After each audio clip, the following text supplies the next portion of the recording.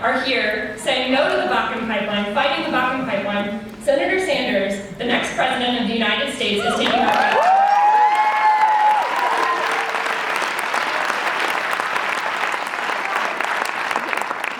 Senator Sanders has long opposed the Keystone XL pipeline and similar oil infrastructure pipeline projects, and he's the first and only presidential candidate to come out strong against the Boone pipeline. Thank you.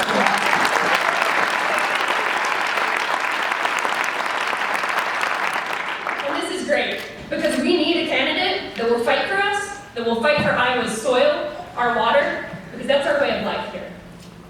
So that's why I support Senator Bernie Sanders.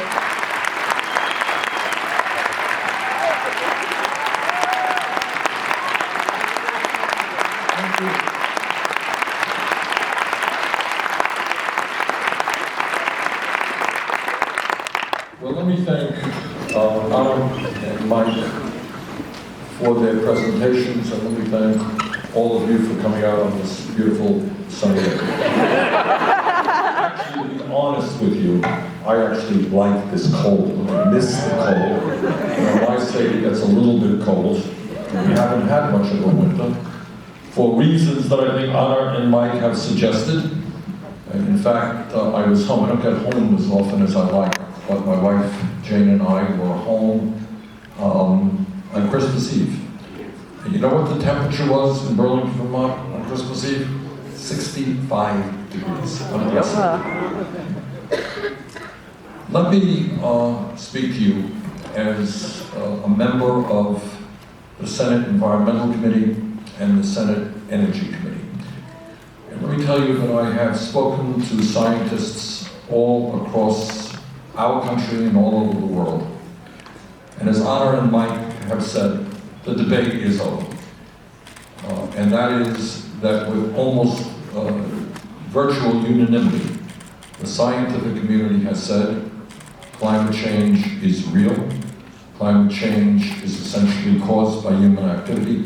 Climate change is already doing devastating harm in our country today and all over the world. And what the scientists have also told us is if we do not get our act together in a short window of opportunity, the problems that we see today will only get much, much worse in years to come. Now, what is extraordinary, all of you understand that when you talk about climate, you're talking about periods of thousands of years. And yet we are actually witnessing in our own lifetime, a very short period of time, major transformations of our climate. In my state, states like Minnesota, people used to do ice fishing. Well, the ice is no longer there. California is seeing right now a state in the midst of a terrible drought, huge impacts on agriculture. You're seeing forest fires of unprecedented strength and length right now. We're spending a huge amount of money trying to fight forest fires. We have seen year after year the warmest years on record, and the expectation is that 2016 will be warmer than 2015. 2015 was the warmest year on record. And what the scientists tell us is if we do not get our act together, which means a major transformation of the world's energy system, obviously not just our own, but the entire world, what we will be seeing is more droughts, more flooding, more extreme weather disturbances, more acidification of the oceans, and that has a huge impact on the lives of millions of people who depend upon fish for their sustenance. You will see more rising sea levels, which will impact coastal communities and coastal countries all over the world. And what the CIA tells us, which is just common sense, is that when people all over the world are fighting over limited natural resources, water, land to grow their crops, you're going to see more international conflict. That is the future that they are talking about. What the scientists are telling us, that this planet could be 5 to to 10 degrees warmer by the end of this century. Unbelievable. So where we are right now is an understanding, in my view, that our country has got to lead the world. We can't do it alone. Work with China. And by the way, I think China is going to need less and less product. You know, a couple of weeks ago, their hospitals were flooded with children who were sick from the filth in the air that these kids were breathing. In India, heat waves. Unprecedented levels of heat waves, kinds of heat waves killing thousands of people. The world is catching on.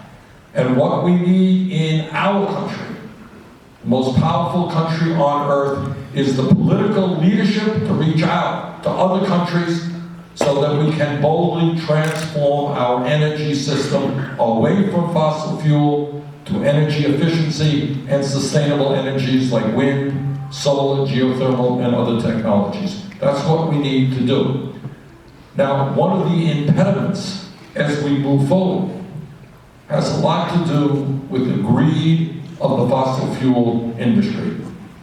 It is really amazing when you think about it, that you have an industry that is more concerned with short-term profits than they are with the future for their own kids.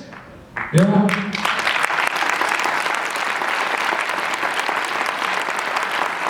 It is clear to me, that not only do we have to transform our energy system in order to protect the needs of our children and our grandchildren. I have 7 beautiful grandchildren. You ask me why I'm here today, that's why I am here.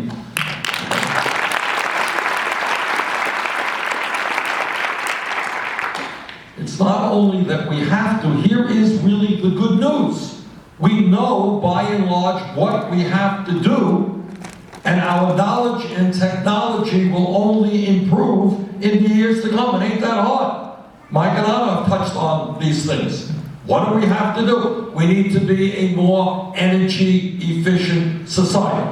All right, so what does that mean? In the state of Vermont, we have brought in a lot of money into Vermont to make our older homes and buildings more energy efficient.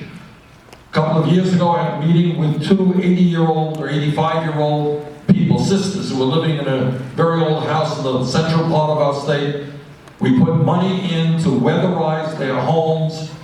Their fuel bill went down by 50% because now they had insulation, they had decent roofing, decent windows, and we cut carbon emissions by 50%. We can be doing that all over this country.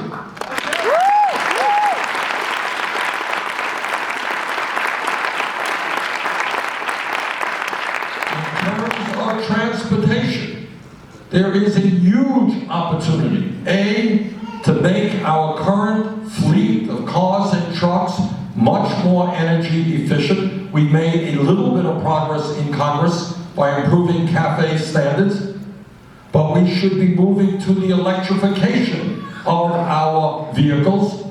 Number 2, we are lagging far behind many other countries around the world, in Europe, Japan, even China, in terms of our rail system. If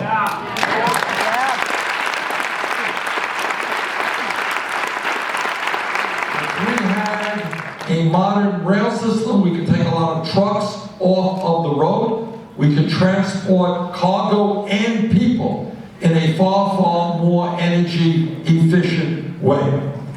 In terms of sustainable energy, what we have seen in recent years is some significant breakthroughs. 20 years ago, solar was thought to be a really fringe, crazy idea. Ain't so crazy anymore. All right? So what you are seeing is all over America, despite the opposition, increased opposition, by the way, in the fossil fuel industry. You're seeing more and more solar. You're seeing the cost of solar panels plummet, and now being competitive with the fossil fuel industry. You are seeing utility scale solar being built such that one facility can provide electricity, solar, to over 100,000 households. When we talk about the crisis of climate change, we have to understand that this is an urgent issue, not unlike the United States being attacked by a foreign power. We are being attacked. And we're being attacked by climate change, and our goal must be to combat and defeat climate change by transforming our energy system. So you got solar prices plummeting, huge potential. One of the problems with regard to solar is you got a normal family out there who would like to do solar, might cost $15,000 or $20,000 to install solar rooftops. They don't have the $15,000 or $20,000. What do? We lend them that $15,000 or $20,000. They put up solar. They're not paying any more for their electricity. They're going to be paying off the cost of that solar by the savings in their electric bill. 7 to 8 years, they're going to own that solar panel, and they will be getting very significant reductions in their electric bill, or maybe even free electricity. So the problem is, so this becomes not a technology issue, not an environmental issue, it's a financial issue. Make finances available to people who would like to install solar and wind. And by the way, let me congratulate the people of Iowa. My state has been aggressive in terms of energy efficiency. We've been modestly aggressive in terms of solar, less so in wind. But Iowa is one of the leading states in this country in wind and biofuels, and you deserve a lot of thanks from the people of this country.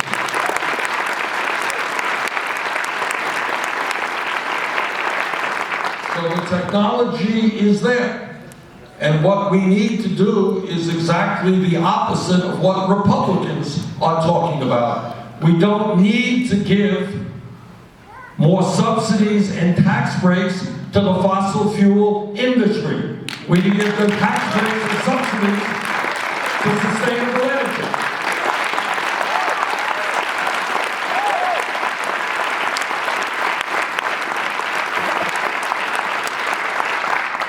Now, obviously, as I mentioned a moment ago, the tie-in here is that you have a fossil fuel industry that buys politicians and will cease to fund those politicians if they do the right thing from a climate change perspective.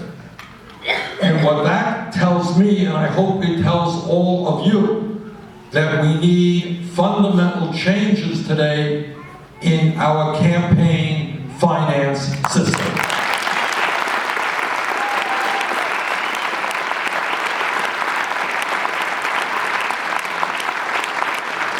So let us be honest and recognize that, especially as a result of the 5-4 decision on Citizens United some 5 or 6 years ago, what is now happening is that the very foundations of American democracy are being undermined, and we are seeing billionaires like the Koch brothers and others spending hundreds and hundreds of millions of dollars to buy elections. I'll give you one example, I'll give you a million examples.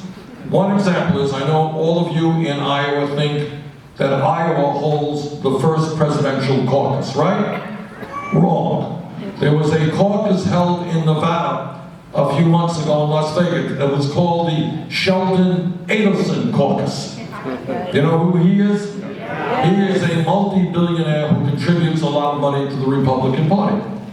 And what Adelson did is he brought forth Republican candidates and he said, okay, tell me what you're going to do for me. I'm only worth tens of billions of dollars. How are you going to make me richer? And he interviewed them. And at some point, he will decide which Republican candidate will do the most for him. And that candidate will no doubt get tens and tens of millions of dollars from Adelson. My friends, that is not democracy. That is oligarchy. And together,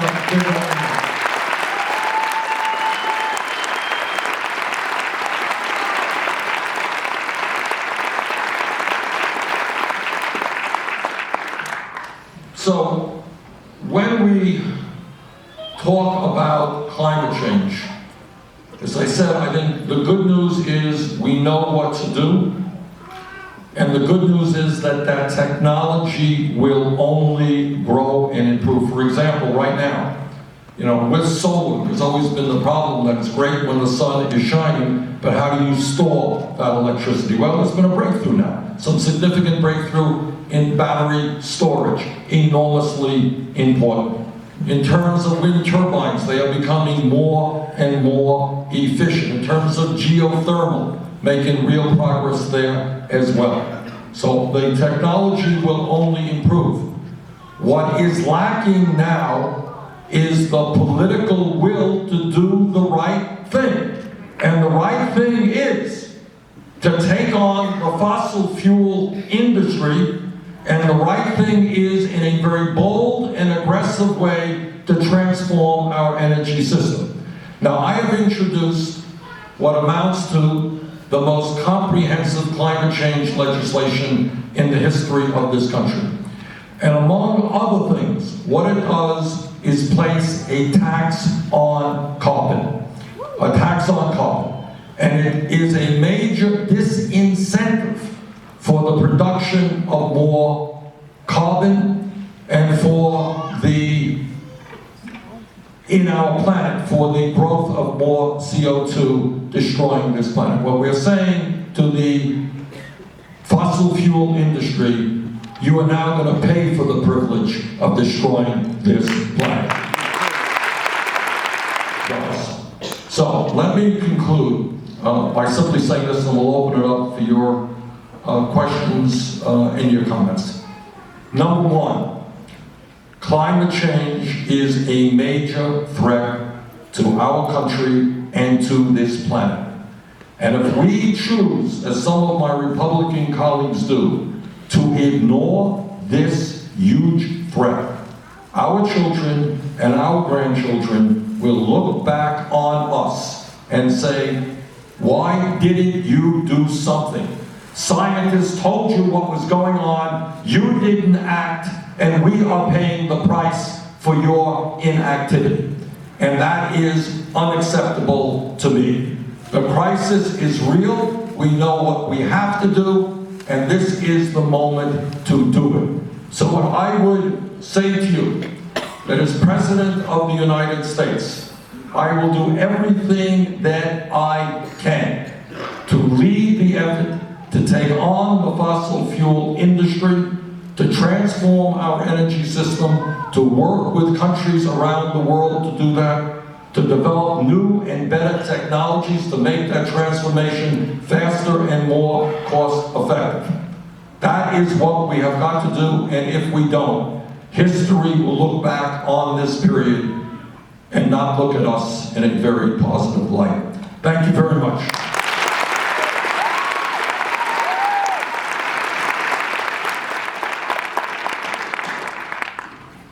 Senator, thank you very much for gracing our state. We appreciate you being here with us. My wife and I have a bank of solar cells in our barn. It's about 12 panels. The total price was about 14 grand. Well, we got state subsidies, federal subsidies, and rebates back from the utility company, and that massive 14 grand cost us about 4,000 in the end. If you have an account with the utility company, it's going to cost you $11, no matter how much you use. Well, our fuel bill, month after month after month, is $11. Your fuel bill is $11. That's it. We, month after month, produce more electricity than we use. We did this, why can't everyone else do it? Okay, what's your name, by the way? My name is Don Worth, from Boone County. Everybody hear what Don said? Yeah. Don's electricity bill It's $11 a month. $11 a month.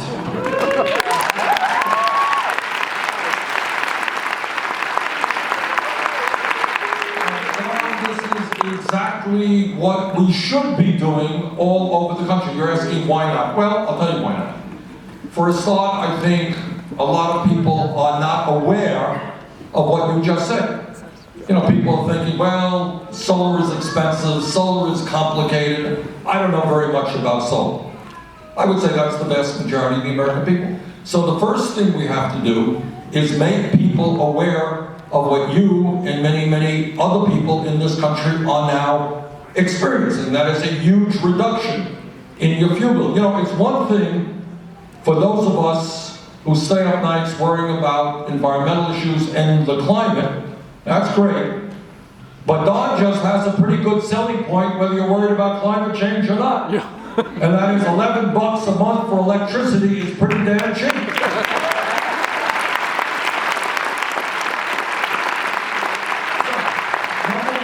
And this is what I meant when there is real potential. How many people in America, whether they believe in climate change, they don't, they're environmentalists, they're not. When you say to them, hey, if you do A, B, and C, you're going to pay $11 a month for electricity, they're going to say, sign me up. Right? So what do we have to do?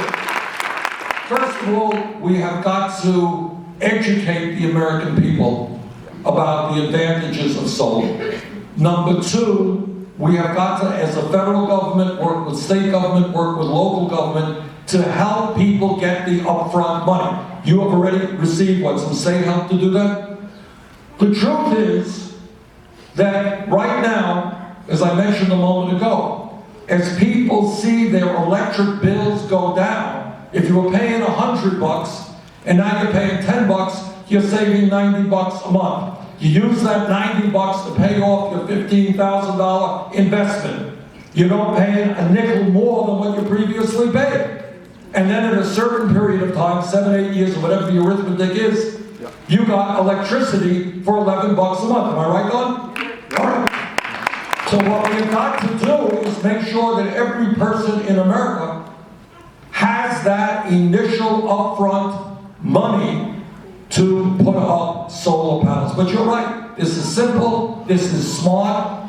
And by the way, the more so, I've introduced legislation calling for 10 million solar rooftops. And when you have that type of production capabilities, the price goes down even further. Let's do it! When a whole community is moving towards solar, it is cheaper in terms of installation. Because then the installers don't have to run all over the state, they're staying in the same town. So I think what you got there is a win-win-win situation. We have, what are your opinions on nuclear energy, and if you're not for them, is it more so a distrust in technology or a distrust of corporations cutting corners? I am against the building of more nuclear power plants. For 2 reasons. Now, I've heard the argument, that, nuclear is one way not to put carbon into the air. But above and beyond that argument, this is what my concern is. Actually, a new nuclear power plant is the most expensive way in this country to generate electricity. The most expensive. Wind, solar, other technologies, far, far less expensive. So that's number one. If we're talking about investing in energy, the most expensive way to build new capacity is through nuclear. Number two, I don't know how in good conscience you can build new nuclear power plants when we don't know how to get rid of the waste that we currently have.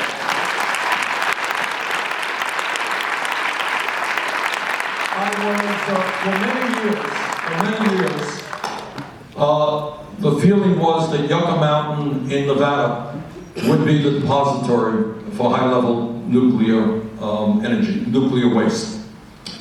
Well, guess what? The people of Nevada were not all that enthusiastic about that idea. And it turns out that from a geological perspective, that was probably not the right place. And I think it is not going to happen in Yucca.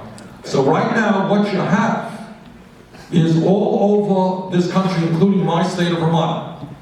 And by the way, I'm happy to tell you that in Vermont, we have shut down the one nuclear power plant that we have. One thing to stop production, but we still have the waste. And that waste right now is sitting on the banks of the Connecticut River. I don't like that. But that's not just in Vermont, you got that all over the place. So what we've got to do is do our best to come up with ways to safely store this highly radioactive waste.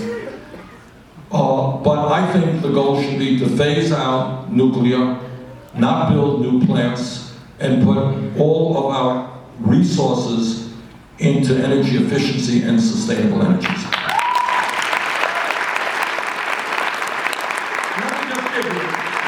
This is an issue, I love this issue actually, and if I had more time, not here today, I love studying this issue and thinking about this. I want to give you just some examples of some new technologies out there. In Vermont, we are a dairy state. So when you got a lot of cows, you got a lot of cow manure. You know about manure here in Iowa, right? To make plaster. What we have done, I don't know if you're doing anything like this in Iowa, we now have a process by which the manure becomes converted into methane, and the methane is used for electricity. Okay, you got that? So what we are doing is taking manure out of the waste line, the waste pipeline. It's not going into our rivers, but it is being converted into electricity. Another thing that we're doing, which I thought was extraordinary, up in the very northern part of our state, a town called Coventry, and I don't know if you're doing this as well, we have a very old landfill. And what we are doing there's an electric company called Washington Electric Co-op. It's a co-op. They are, again, taking the gas from rotting vegetation in the landfill, converting that into electricity, and that co-op is now producing some of the cheapest electricity in the state of Vermont. So those are just two ideas. Taking the waste from a landfill, converting it into electricity, taking manure, converting it into electricity. There are a million ideas out there that we can tap. Okay. All right. Other questions? Senator! Where's... I have a question right here. That's the voice of God back there. I have a question related to Don, and that is, in states like Florida, where they're making it more difficult for people to live off the grid, what do we do about that? You know, it is what you're seeing, and I don't know all of the details of every effort in every state, but clearly this is what the fossil fuel industry wants.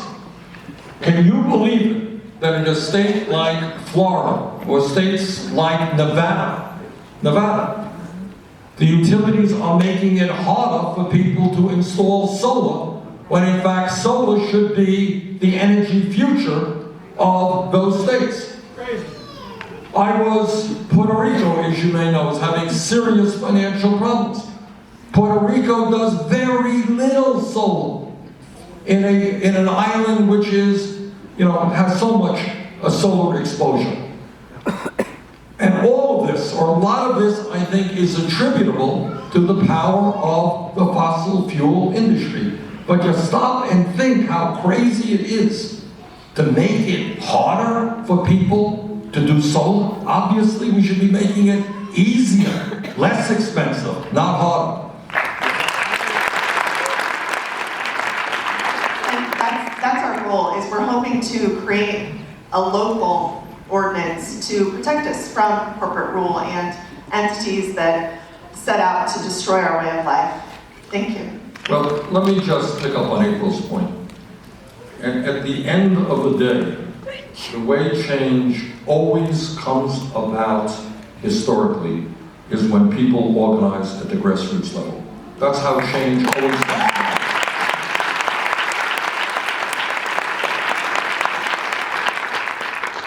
It is never from the top on down, it's from the bottom on up. I was, I can't remember, maybe a year and a half ago, in New York City, there was a huge demonstration on climate. Somebody there, you there? Yeah, it's like 400,000 people. My good friend Bill McKibben was part of our campaign, helped organize 350.org. I don't know if you're familiar with that organization. And there were 400,000 people, mostly young people there. And when we continue that effort, and millions of people say, we've got to do something about methane, we've got to do something about pipelines, we've got to do something about expanding sustainable energy, it will happen. So thank you for organizing at the grassroots level. That's exactly what we have to do. All right, we got a question on this side. I'm to your left. Over here. Where? Hi, to your Yeah. left. Okay. I'm Ed Fallon. We've met a few times. And I want to thank you very strongly for your opposition to the Bakken oil pipeline. That means a lot to us.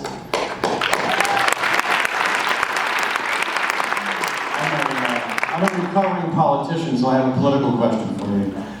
I know climate activists, I know pipeline opponents who are nonetheless supporting Hillary Clinton. I want to be able to tell them, bad idea, because the Sanders campaign has a much more solid commitment to enacting a strong plan on climate than the Clinton campaign. So I guess I'm asking you, I know you don't like to talk too much about your opponents, I understand that's dignified, but is there a way to contrast your stand with Senator Clinton's stand in a way that people who are maybe still willing to think about changing their allegiance? Yeah, there is. I mean, I think it is fair to say that there have been a few of us in the Senate. Senator Sheldon Whitehouse of Rhode Island comes to mind, who's been very, very strong, and I've worked with Sheldon.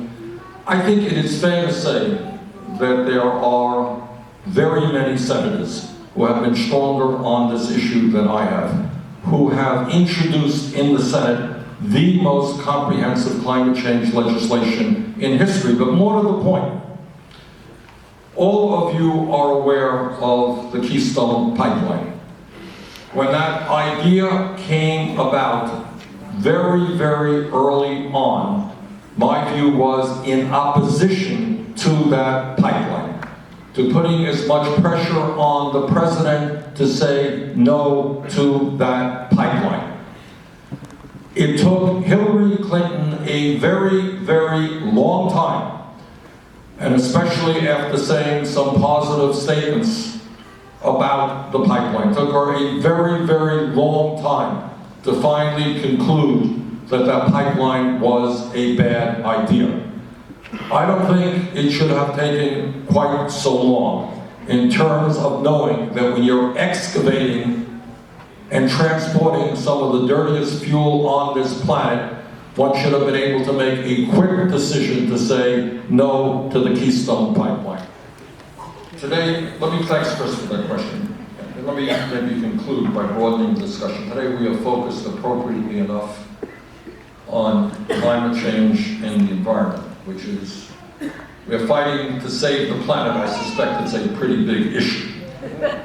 But it's not the only issue, and every issue is related to every other issue. And what Chris is saying, and the woman who asked me the question about investing in technology, it's the same question, is if we are going to succeed as a country and as an economy, if we are going to be successful in combating climate change, we need to have the best educated workforce in the world.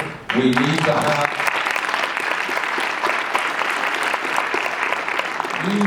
have scientists and engineers who are capable of helping us to rebuild our crumbling infrastructure and to help us in the fight to transform our energy system.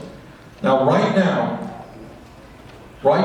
you have, unbelievably, hundreds of thousands of bright and qualified young people who want to go to college, who are unable to do so because their families cannot afford that.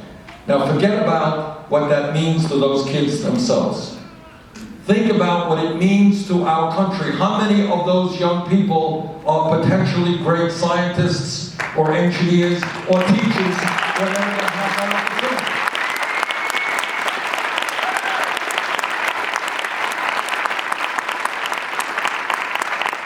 Second of all, you have millions of people, including people in this room, who are struggling with outrageously high levels of student debt. Am I right? Yeah. How much? Stand up and say that out loud. I'm from Iowa. I went to Stony Brook University on Long Island. It's a state school. I graduated with honors. I have $100,000 $100,000 in debt for the crime of getting an education. 82,000. How much? 82,000. How much? My wife and I both have PhDs. It took us 300,000 total. Oh. 125. 198. Iowa State University, 70,000. 80,000. I feel like this is a Vermont auction. Maybe 300,000 for something this one, I don't know. But, you know, we're laughing here. It really is not only not a laughing matter, it is a bloody tragedy. It is unbelievably insane.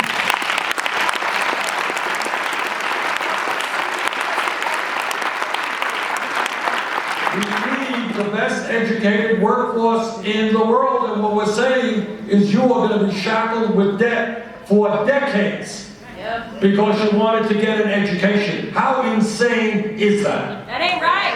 All right. Now, all over the country, all over the world, there are countries like Germany and elsewhere who are smart enough to say, we want to tap the intellectual capabilities of our young people. We don't want to saddle them with debt for the rest of their lives. Just one example. Just 2 days ago, I think I was in Waverly, a young man stands up, similar to what you just said. This is what he said. He said, I am working to make my community more sustainable. Married, 2 kids, he's paying off a $90,000 debt, 53% of his income goes to paying student debt. In Vermont, talked to a woman whose dream was to become a primary care physician working with low-income people. That's what she's doing now. $300,000 in debt for graduating medical school. I thought that was for one person the highest that I heard. I believe I was in Des Moines. I know I was here in Iowa a number of months ago. And I said that. After my remarks, the woman comes up to me and says, 300,000? I just graduated from dental school. We need an enormous number of dentists, by the way. She graduated from dental school, $400,000 in debt. So here we need primary care physicians, here we need engineers, here we need scientists, here we need people who can be good primary care physicians, and what we're saying to them, if you want to get that education, you're going to be paying off a huge debt for decades to come. Does anybody think that that makes sense? So what we are proposing are 2 things that I think begin to address the issue. First of all, we are going to make public colleges and universities tuition free.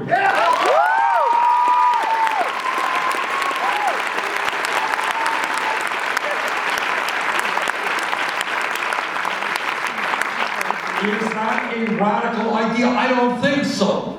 You know, it turns out, I don't know how many of you know this, that Iowa, the state of Iowa, was one of the leaders in public education in our country. Okay? And what people in Iowa and people in Vermont said 100 or more years ago, they said, look, it's important that not just the wealthy be able to get an education, but that all kids. So instead of kids working on the farms or in the factories, they should be in school, and we are going to make public education available to children from the 1st grade to the 12th grade. What a huge development it was for our society, opening up education for all kids regardless of income. Well, 100 plus years have come and gone. You know what? Today, in many respects, a college degree is the equivalent of what a high school degree was 50 years ago. So when we talk about public education, we can no longer stop free public education. We can no longer stop at the 12th grade. We've got to make college tuition free for public colleges and universities.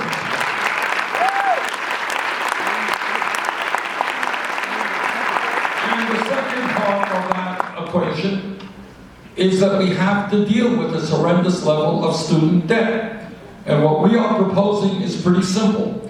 Right now, probably in this room, certainly in this country, there are many, many people who are saddled with interest rates of 6, 8, 10%. Okay? Meanwhile, you can go out and refinance your home at 3 or 4%. So what we are saying is that people with student debt should be able to get the lowest interest rates possible, not be stuck for eternity with high interest rates. Now, you add those two proposals together, it is an expensive proposition. It's about $70 billion a year. How are we going to pay for that? We are going to pay for it through a tax on Wall Street speculation.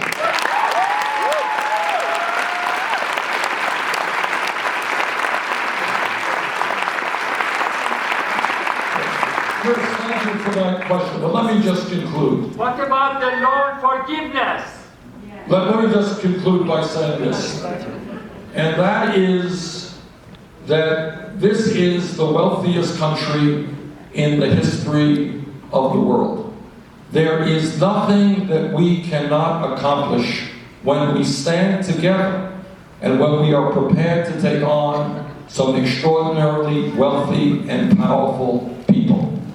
And what this campaign is about, why I call it a political revolution, is the goal is to involve tens of millions of people in the political process to create a government which works for all of us and not just a handful of billionaires. That's what this campaign is about.